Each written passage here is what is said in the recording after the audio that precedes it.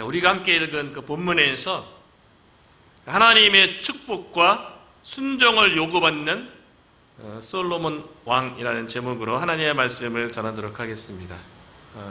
12월 첫 일에 우리가 특별 새벽 기도를 가지면서 11개의 상과 11개 하에 있는 이스라엘의 여러 왕들에 대해서 우리가 지금 살펴보고 있는데요. 영어 성경의 그 타이틀은 킹스죠. 왕에 대한 이야기인데 쭉 이렇게 11개 상하 이렇게 읽으면서 생각이 드는 거는 일반 세상에서 역사에 기록된 왕들이 있잖아요.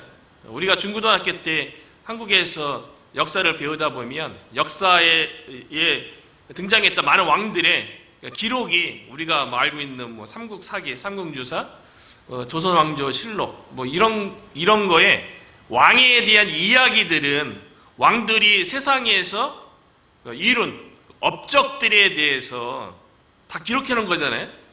그런데 성경을 읽다 보니까 왕들에 대한 이야기인데 왕들이 세상에서 이룬 업적에 대한 기록이 나온 것이 아니라요. 왕들의 이야기가 대부분 다 이 왕들이 하나님에 대해서 어떻게 행동했는지, 하나님을 위해서 무엇을 행했는지가 성경에 기록됐다는 거예요. 이걸 보면서 성경은 하나님의 책이잖아요. 우리 인생에 대해서도 하나님께서 생명책에는 우리가 예수 그리스도를 믿으니까 올라가 있겠죠. 만약에 우리의 인생에 대한 행적이 하나님께서 기록하신다면 성경에 등장하는 왕들에 대한 이게 기록을 보면서 내 인생에 대해서, 우리의 인생에 대해서 하나님께서 어떻게 기록하실까 이거를 한번 생각하고 깨닫게 되었어요. 하나님께서 우리가 똑같은 시간이 주어졌고 똑같은 인생을 예수를 믿든 안 믿든 다 살아가잖아요. 그런데 하나님께서 우리의 인생을 기록할 때에는 우리가 하나님의 뜻을 얼마나 이루었고 하나님의 말씀에 순종했는지 안 했는지에 대해서 하나님은 거기에 관심이 있고 그것을 기록하지, 우리가 세상에서 어떤 업적을 이루고 무엇을 남겼는지에 대해서 하나님은 관심이 없다는 거죠. 그래서 열왕기를 보면서 참 인생을 다시 한번 되돌아보게 되고, 특별히 요즘 노인복지센터에서 어르신들 다 80 이상 되신, 90 되신 이런 어르신들과 종종 대화하다 보면 그런 얘기를 해요. 하나님 앞에서 좀 더 열심히 섬겼어야 되는데 이런 얘기를 하세요. 그런 얘기를 이렇게 들어보면 결국 인생을 거의 막바지에 사는 그 인생 가운데 세월을 되돌아보면 결국 남는 거는 하나님 앞에서 산 것만 남는 거구나, 하나님을 위해서 산 것만 남는 거구나, 그런 깨달음을 갖게 된다는 거죠. 저와 여러분이 지금 마찬가지잖아요. 우리의 신앙생활을 쫙 되돌아보고요, 언제 가장 보람됐고 언제 행복했는지, 그리스도인이라면 하나님을 위해서 살았을 때, 하나님을 위해서 열정을 냈을 때 그때가 아닌가, 우리가 다 동일하게 다 느끼는 거 아니겠습니까? 그래서 우리가 하나님 앞에서 하나님을 위해서, 하나님은 다 기억하시고 기록하고 있으니까요, 하나님의 영광을 위해서, 하나님의 나라를 위해서 우리가 하나님 앞에 쓰임받는데 우리가 그렇게 살기를 축원합니다. 그래서 이게 지금 솔로몬을 오늘까지 보는데요, 솔로몬의 이야기의 대부분은 다 성전 짓는 걸로 기록되어져 있어요. 하나님이 거하실, 하나님의 이름이 머무실 성전을 건축하는 이야기가 아주 구체적으로 많은 장수에 걸쳐서 기록되어져 있어요. 이스라엘이 출애굽해서 시내산에서 하나님의 율법을 받았을 때도요, 율법의 대부분의 내용이 다 뭡니까? 하나님이 머무실, 장막이 지어지는 그 장막의 구조부터 시작해서 크기, 색깔, 재료가 무엇인지 아주 하나님께서 디테일하게 율법으로 말씀하셔서 그 장막을 짓게 하시잖아요. 솔로몬이 왕으로서 아마 세상에 여러 가지 업적도 있겠죠. 그런데 그와 같은 세상적인 업적이 기록된 것이 아니라 솔로몬이 하나님 앞에 어떻게 살았는지, 그가 왕으로서 하나님을 어떻게 대했는지가 성경의 중요한 업적으로 기록됐다는 거예요. 그 중에 하나의 업적이 솔로몬이 왕이 되자마자 이스라엘 왕이 여호와 하나님인 것을 선포하고 하나님의 뜻대로 하나님의 백성인 이스라엘을 다스리기 위해서 기브온 산당에서 일천 번제를 드리면서 하나님의 백성을 잘 다스리기 위해서 하나님의 지혜를 구했다는 거죠. 그것이 하나님의 마음에 들었어요. 그래서 솔로몬이 구한 지혜만 주실 뿐만 아니라 구하지 아니한 부귀 영화, 그리고 솔로몬 왕이 이전에도 이후에도 등장하지 아니할 가장 탁월한 왕이 되게 해주겠다는 하나님의 약속을 받게 되죠. 그리고 오늘 본문에서 드디어 하나님께서 그렇게 원하셨던 한 곳에서 내 이름을 두고 그곳에 내가 예배를 받겠다라고 율법에서부터 얘기했던 그 말씀이 성취되어지는 성전이 완공되어진 이야기가 오늘 본문의 이야기라는 거죠. 원래 하나님을 위한 성전을 짓고 싶었던 사람은 솔로몬이 아니라 솔로몬의 아버지인 다윗 왕이었죠. 그런데 다윗 왕은 전사였기 때문에 수많은 전쟁에서 피를 봤기 때문에 거룩하신 하나님의 성전을 짓기에는 부적합하다는 하나님의 말씀이 있었기 때문에 다윗 왕이 아닌 아들 때에 성전이 건축될 것이라는 말씀이 있었어요. 그런데 다윗 왕은 성군이었어요. 믿음의 사람이었어요. 내가 마음에 품었고 내가 이루고 싶은데 내가 행하지 못하면 대부분 그 이후를 위해서 다음 사람을 위해서 준비하거나 그러진 않잖아요. 내가 행하고 내가 영광을 취하고 싶지 내 다음 사람을 위해서 준비한다는 것 쉬운 일은 아니죠. 그런데 다윗 왕은 성전 건축을 위한 모든 건축 자재들을 다 준비해놨다는 거죠. 그리고 다윗 왕을 이어서 이스라엘 왕이 된 솔로몬 왕에 의해서 예루살렘 성전이 구체적으로 건축되는 거예요. 그리고 그 성전이 완공되었어요. 그래서 1절에 보면 솔로몬이 여호와의 성전과 왕궁 건축하기를 마치며 자기가 이루기를 원하던 모든 것을 마친 때에 솔로몬은 아버지의 유언이 있었죠. 아버지로부터 왕이 되더라도 하나님의 말씀 가운데 거할 것에 대해서 당부를 받았고요. 그리고 하나님 앞에 서원했던 성전에 대해서 건축하라고 유언을 받았는데 그 성전이 솔로몬에 의해서 완공되었어요. 그런데 1절에 보니까 여호와의 성전과 왕궁 건축하기를 마치며 이렇게 기록되어 있거든요. 그런데 솔로몬이 성전과 왕궁을 건축하는데 몇 년 걸린지 아십니까? 20년 걸렸거든요. 그런데 그 20년 동안 성전과 왕궁이 어떻게 어느 정도 기간 동안 건축되었냐면요, 솔로몬도 인간 왕이었던 것 같아요.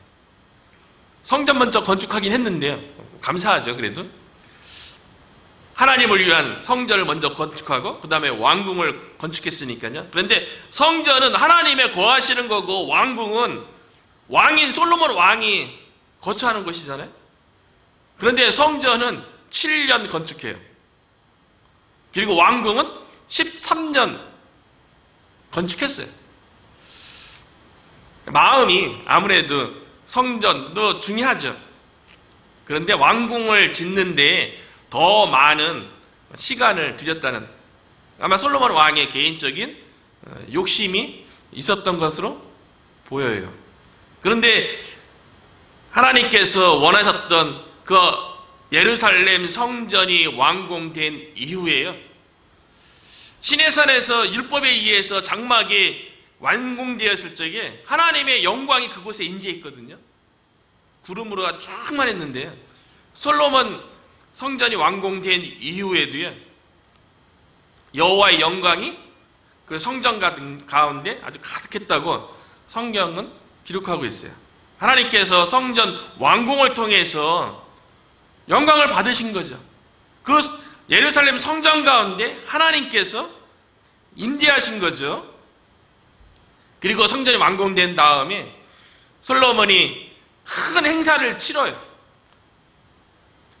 예루살렘 성전이 완공되었다는 것은 다윗이 법궤를 예루살렘에 옮겨 놓음으로 이스라엘의 진정한 왕은 여호와 하나님이라고 선포한 것과 같이 아들 솔로몬 왕도요, 예루살렘 성전이 완공되는 것으로 인해서 오직 예배를 받으시고 오직 찬양을 받으시기에 합당하신 분은 여호와 하나님이라는 것을 온 백성에게 말하는 거죠.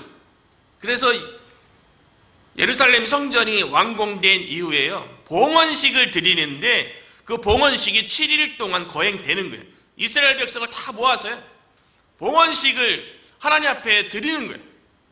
그래서 하나님께서 이스라엘 왕으로 이스라엘을 다스려 달라고, 이스라엘 백성 가운데 여호와 하나님께서 영광 받아 달라고 봉헌식을 7일 동안 드리고요, 그 7일에 이어서 초막절을 성전이 재건되었잖아요. 그 법궤가 그 가운데 있잖아요. 그리고 성소에 번제단이 있어요. 이스라엘 백성이 하나님의 백성으로서 하나님 앞에 나갈 수 있도록, 하나님을 예배할 수 있도록, 하나님의 은혜 가운데 나갈 수 있도록요, 초막절 7일 기간 동안에 희생 제사를 드리게 하는 거예요. 그래서 이스라엘 백성이 희생 제사를 통해서 죄 사함을 받고 하나님의 은혜를 경험하고요, 그래서 그 14일 그 기간을 통하여서 이스라엘 백성이 하나님의 큰 은혜를 누리고 그 가운데 솔로몬 왕이 백성을 향해서도 축복을 하죠. 그러니까 이스라엘 백성이 성전 완공 이후에 크게 기뻐하고 즐거워했다라고 성경은 기록하고 있어요. 그 성전이 완성된 이후에요, 하나님께서 솔로몬 왕 개인에게 두 번째 임재하셨다는 거예요. 2절이죠. 여호와께서 전에 기브온에서 나타나신 같이 다시 솔로몬에게 나타나사. 우리가 그리스도인으로서, 하나님의 자녀로서 우리 안에 성령이 내주하시는 것 믿죠. 그 성령님께서 예수님도 믿게 하고 하나님의 말씀인 성경을 또 깨닫게 해주시고 또 그 성령님께서 감동, 감화도 주시고 삶 가운데 환경 가운데 사람들과 만남 가운데 여러 가지 깨닫게 하지만요, 우리가 구체적으로 하나님을 개인적으로 강하게 임재를 경험하고 싶은 그런 소망이 다 있잖아요. 그런데 솔로몬은 구체적으로 하나님께서 솔로몬 개인에게 임재하신 사건이요, 성경에 2번이나 기록됐다는 거예요. 언제 솔로몬 왕에게 개인적으로 하나님께서 찾아와 주셔서 구체적으로 만나 주셨는지, 그걸 보면 우리도 하나님을 언제 경험하게 되는지, 깊이 임재를 체험하게 되는지를 깨닫게 되는 거죠. 솔로몬 왕이 2번째 하나님의 임재를 경험했대요. 첫 번째는 기브온 산당에서 1천 번제를 드리면서, 그 1천 번제는 솔로몬 왕의 마음이죠. 신앙 고백이죠. 1천 번제와 더불어 하나님 앞에 드린 거죠. 그래서 저도 헌금 위해서 기도할 때마다 헌금만 하나님 앞에 드려지는 것이 아니라 헌금을 드린 우리의 마음과 우리 인생도 하나님 앞에 같이 드려져서 하나님께서 기쁘게 받아달라고 늘 기도했던 것처럼요, 기브온 산당에서 1천 번제를 솔로몬 왕이 드리면서 그 마음 가운데, 그리고 기도하기를 하나님의 백성을 잘 다스릴 수 있도록 선악을 분별할 수 있게끔 하나님의 지혜를 주십시오. 하나님의 마음에 든 그 기도 가운데 꿈속에서 하나님께서 솔로몬을 만나 주셨어요.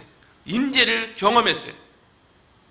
그리고 하나님께서 거하실 성전이 완공되었을 때 그것에 법궤를 가져오고요, 성전에 있는 모든 성전 기구들을 다 준비해 놨을 적에, 그리고 봉헌식이 다 마쳤을 적에 하나님께서 다시 한번 솔로몬 가운데 찾아와 주셔서 만나 주시고 임재했다는 거죠. 그러니까 일천번제를 드리고 하나님의 지혜를 구했을 적에 하나님께서 만나시고요, 예루살렘 성전이 완공되었을 적에 하나님께서 다시 한번 기본 산당에서처럼 솔로몬 왕을 하나님께서 만나 주셨다는 거예요. 우리가 언제 하나님을 경험하고 깊이 체험하게 되는가? 하나님께서 마음에 드는 그런 기도를 드리고 성전에서 하나님께서 기쁘게 봐주셨던 것처럼 우리의 마음이 성전이신 예수 그리스도에게 우리의 마음이 붙잡혀 있다면 우리 가운데 동일하게 하나님께서 우리를 만나주시는 임재를 경험하게 될 줄로 믿습니다. 솔로몬에게 2번 하나님 임재했다는 건요, 성경에 보면 많은 사람들이 그 크게 하나님을 깊게 만나는 것이 자주 기록되는 게 아니에요. 신약에도 보면 그 위대한 사도인 사도 바울도요, 부활하신 예수님은 다메섹으로 가는 직가라는 거리에서 처음으로 강렬하게 만나잖아요. 그 간증은 뭐 사도행전에 3번 기록되어 있지만 부활하신 예수님을 깊이 만난 거는 한 번이에요. 임재를 체험한 거는. 그런데 솔로몬은 2번에 걸쳐서 하나님의 임재를 체험했다는 거죠. 그 성전 완공 이후에요, 하나님께서 솔로몬을 만나서 뭐라고 얘기했냐면 3절에 보니까요, 여호와께서 그에게 이르시되 내 기도와 내가 내 앞에서 간구한 바를 내가 들었은즉 나는 내가 건축한 이 성전을 거룩하게 구별하여 내 이름을 영원히 그곳에 두며 내 눈길과 내 마음이 항상 거기에 있으리니. 하나님의 관심이, 하나님의 마음이 어디에 있는지 성경은 기록하고 있잖아요. 하나님의 이름을 어디에 두겠대요? 그것도 영원히, 하나님의 이름을 영원히 둘 것이 어딥니까? 성전이에요. 그리고 성전에 하나님의 눈길과 하나님의 마음이 항상 성전에 있겠대. 그런데 그 성전을 솔로몬이 완공하니까 그 성전을 완공한 솔로몬 가운데 하나님께서 임재해서 만나주신 거죠. 그리고 그 성전에서 솔로몬에 드렸던 모든 기도와 간구에 대해서 하나님께서 다 들어주셨다는 거예요. 솔로몬 왕이 그의 일생 가운데 가장 위대한 업적이 하나님을 위해서 성전을 완공하고 성전에서 드렸던 모든 기도와 간구가 응답된 것처럼요, 오늘날 육체적인 성전의 시대는 끝났죠. 더 이상 솔로몬 성전도 없고요, 그 이후에 재건된 스룹바벨 성전도 없고요, 스룹바벨 성전을 다시 보수한 헤롯 성전 시대에 우리 있는 건 아니죠. AD 70년에 티토스 장군에 의해서 돌 위에 돌 하나도 남기지 않겠다고 예수님께서 예언한 것처럼 피지컬한 성전 시대는 끝났어요. 더 이상 육체적인 성전은 존재하지 않죠. 그런데 하나님께서 육체적인 우리가 눈에 보이는 성전이 아닌 하나님의 아들께서 이 땅 가운데 성전으로 오셨죠. 그래서 예수님께서 요한복음 2장에 보면 예루살렘에 방문하셔서요, 예루살렘에 방문했던 주변 순례객들에게 예수님께서 말씀하시죠. 이 성전을 허물라, 헤롯 성전을 허물라, 내가 사흘 만에 일으키리라. 그러니까 주변 사람들이 놀랐죠. 아니, 예수님이 누군데, 당신이 누군데, 이 거룩하고 하나님이 머무는 이 헤롯 성전, 그 당시에 헤롯 성전이요 46년 동안 수리했대요. 확장하고 보수하니라고요. 그 40년 동안 세워진 성전을 허물고 3일 만에 다시 세우겠다고 하느냐. 그래서 예수님에 대해서 신성 모독이라고 막 정죄를 했어요. 그런데 성경은 예수님께서 눈에 보이는 예루살렘 성전인 헤롯 성전을 허물라고 예수님께서 말씀하신 이유는요, 이제는 눈에 보이는 시대는 성전의 시대는 끝났고 요한복음 2장 20절에 보니까요, 그러나 예수는 성전된 자기 육체를 가리켜 말씀하신 것이라. 예수님께서 성전으로 우리 가운데 오신 거예요. 예수님이 성전이세요. 그런데 솔로몬 왕이 예루살렘 성전을 완공했을 적에 그 성전을 향해서 하나님께서 뭐라고 얘기했습니까? 내 이름을 영원히 그곳에 두겠다고 얘기했어요. 그리고 하나님의 눈길과 하나님의 마음이 항상 성전에 있겠다 그랬어요. 눈에 보이는 성전의 시대는 끝났지만 성전으로 오신 예수님 가운데 하나님의 이름이 그곳에 있고요, 하나님의 눈길과 하나님의 마음이 예수 그리스도에게 있다는 사실이죠. 성전을 완공하고 솔로몬 왕이 하나님의 인재와 하나님을 만났죠. 그 성전에서 하나님의 기도와 간구에 응답을 받았죠. 성전에 오신 예수님께서 뭐라고 했습니까? 나는 길이요 진리요 생명이니 나로 말미암지 않고는 아버지께로 갈 자가 없느니라. 우리가 길이요 진리이신 예수님, 그분만 붙잡아야 돼요. 그분만 의지해야 돼요. 그분만 따라가야 돼요. 그분이 길이고 진리고 생명이잖아요. 그분을 통해서 아버지께 갈 수 있잖아요. 하나님 아버지의 인재, 하나님 아버지의 은혜를 예수 그리스도를 통해서 우리가 경험하는 거죠. 그 예수 그리스도를 통해서 우리의 기도와 간구가 응답되는 줄로 믿습니다. 예루살렘 성전이 완공되고 그곳에 드렸던 솔로몬 왕이 기도와 간구가 다 응답됐어요. 그래서요, 솔로몬의 인생 가운데 하나님께서 약속하신 대로 모든 기도가 간구가 다 응답되면 정말 우리가 좋을까요? 솔로몬을 보면서 많은 생각들이 드는 거예요. 하나님이 축복이 정말 좋은 건가? 뭐가 좋은 건가? 생각이 드는데 하나님께서 솔로몬에게 약속한 게 뭡니까? 북이 영화잖아요. 그 탁월한 왕이 되게 해주겠다고 말씀한 것처럼요, 솔로몬의 부와 재산과 지혜가요, 이스라엘 나라 안에서만 강성했던 게 아니고 주변 모든 나라에 소문이 뻗친 거예요. 그래서 주변 나라로부터 솔로몬의 재산과 지혜가 정말 탁월하고 뛰어난지 눈으로 확인하기 위해서요, 방문하기도 했어요. 그 대표적인 사람이 누구냐면 스바 여왕이에요. 스바는 오늘날 예멘과 이디오피아에 있었던 왕국이에요. 먼 거리에서 솔로몬 왕을 찾아온 거죠. 솔로몬 왕을 만나보니까 그가 가지고 있는 재산과 지혜가 정말 눈으로 보기에 놀랍다는 것을 확인하죠. 그래서 그 스바 여왕이 가지고 온 금은보화를 솔로몬 왕에게 다 바치고 다시 돌아가요. 예루살렘 성전을 완공하고요, 그 얘기는 솔로몬 왕의 마음이 하나님께 있었던 거죠. 하나님의 이름이 있고 하나님의 눈길과 마음이 있는 그곳에 솔로몬 왕의 마음도 그곳에 있었던 거 아닙니까?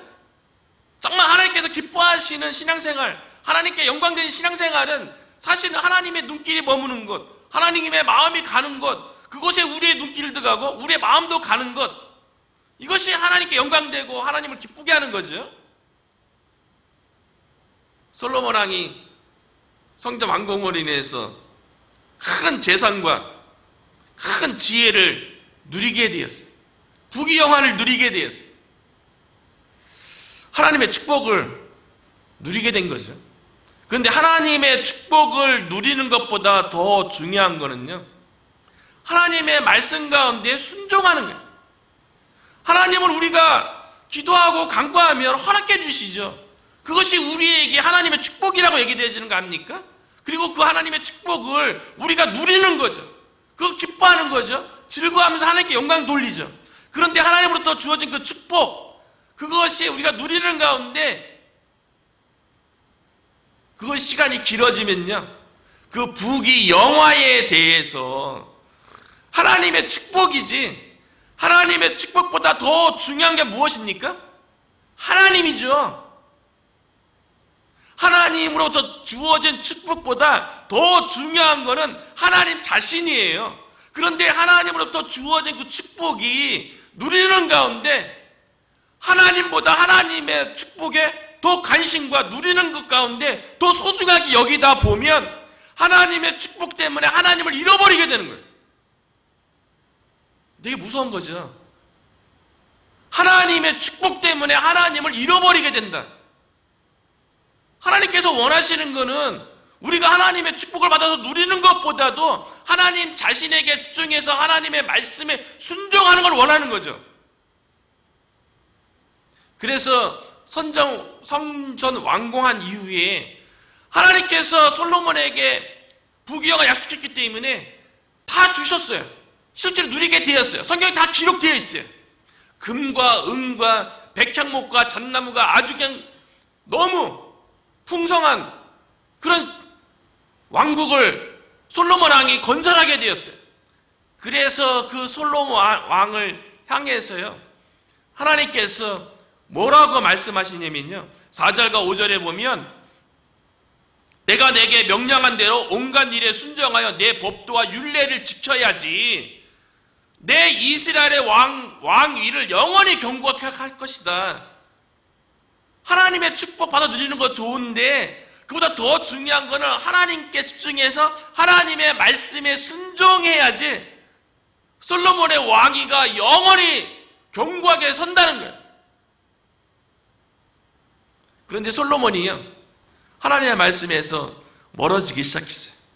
하나님의 축복 자랑하는 것도요, 어찌 보면 그것이 하나님의 저주가 될 수 있다는 것을 솔로몬을 통해서 배우는 것 같아요.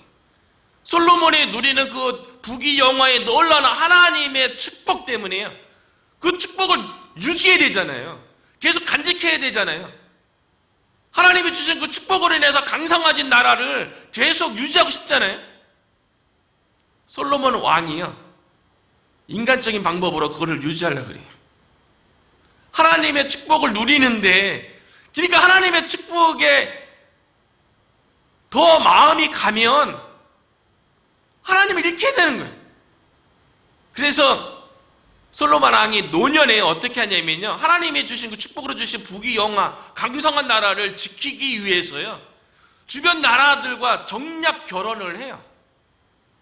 그래서 후궁이 700명, 처첩이 300명, 주변 나라들과 다 정략 결혼하면 하나님이 주신 그 축복, 부귀영화, 그 놀라운 재산과 지혜를 계속 유지할 거라고 생각한 거죠. 늘 제가 얘기하지만 인간의 방법과 인간의 계획은 무너질 수밖에 없는 거예요. 아니, 하나님께서 축복으로 부귀영화를 주셨으면 그 부귀영화 강성한 나라를 주신 분이 지켜주는 거죠.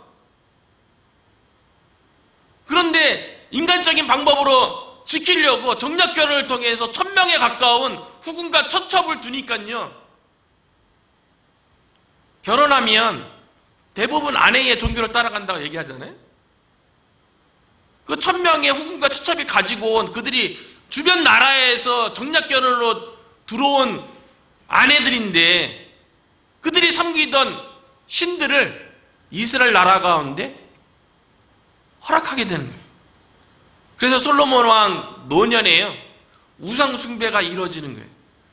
하나님의 이름이 거하고 하나님의 눈길과 하나님의 마음이 성전에 있는데, 그 성전 중심으로 또 하나님의 축복이 주어졌는데 그 축복을 유지하고 더 번영하게 하시는 분 또한 하나님일 텐데, 하나님의 축복을 받아 누리는 가운데 하나님을 잃어버렸어요. 이스라엘 가운데 우상 숭배가, 솔로몬 왕 때문에 우상 숭배가